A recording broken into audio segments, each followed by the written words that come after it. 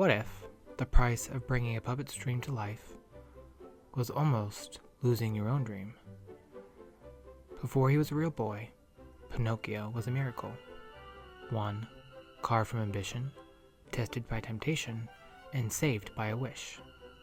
Welcome to the story that made Disney believe in magic once again.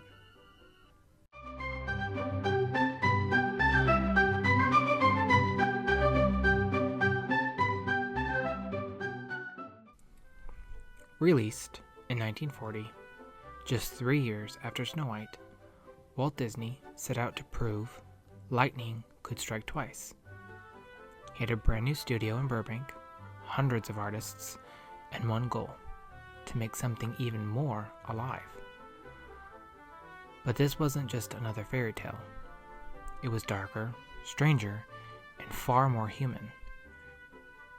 Pinocchio was based on Carlo Collodi's 1883 novel, a story about truth, temptation, and growing up. For Walt, it wasn't about magic spells anymore. It was about the cost of becoming real. Walt demanded realism like never before. He wanted water that shimmered, glass that glowed, and wood that felt carved by hand. Animators studied the world like scientists: how joints bent, how fabric moved, how candlelight bounced off painted surfaces. They built miniature sets of Geppetto's workshop and the village, testing how shadows would fall through stained glass windows. And to capture depth, they reinvented the multiplane camera, filming through stacked layers of painted glass. It made the world feel tangible, alive, almost touchable. But perfection came with a price. The film took over 2 years to complete, and more than 2 million individual drawings. Every nail, every sparkle of dust was drawn by hand, and Walt refused shortcuts. He told his team, "We can't make a cheap picture. If we can't make it right, we won't make it at all." By the time Pinocchio neared completion, the studio had spent more than any animated film before it. For Disney, this wasn't just a movie, it was a statement. If Snow White was about innocence, Pinocchio was about conscience. Jiminy Cricket became the film's moral heartbeat. He wasn't in the original story much, and Disney made him a guide, a voice that reminded us who we could be. And the Blue Fairy's glow, it was done through double exposure photography and airbrushed highlights on film, decades before digital combusting ever existed.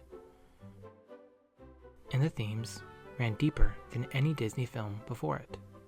Every Temptation, Pleasure Island, Stromboli, Monstro was a test of character, not just for Pinocchio, but for the artists creating him. They were trying to prove that drawings could feel human, that paint could hold emotion, that a puppet could have a soul. When Pinocchio premiered in February 1940, critics were stunned. They called it breathtaking, the most beautiful animated film ever made. But then, the numbers came in. Europe was at war, theaters overseas were closed, and Pinocchio was one of the most expensive films ever produced, lost nearly $1 million. To the world, it looked like Disney's magic had run out.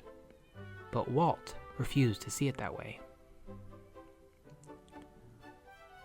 Over the next decade, through re-releases and television, Pinocchio found new life.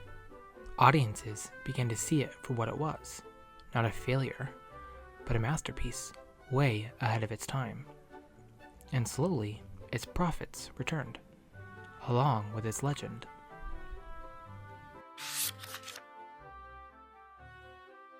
Pinocchio gave Disney its anthem, When You Wish Upon a Star, a song that turned a simple story into a universal dream. it became the heartbeat of the company and the melody that still opens every Disney film today. Its influence echoes far beyond Disney. Guillermo del Toro called it a prayer made of wood. Hayao Miyazaki said it showed him how imagination could become truth. Because Pinocchio isn't just a film about a boy who wanted to be real. It's about the artists who dared to make their dreams real too.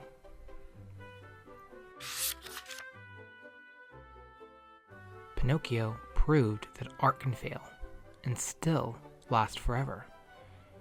It showed that the heart behind a dream matters more than the reward that follows, and that sometimes the truest magic is the one you carve with your own hands. Next time on Mouseketeer Moment, we'll step into Fantasia, one of my favorite films, and the film that turned music into color and animation into art.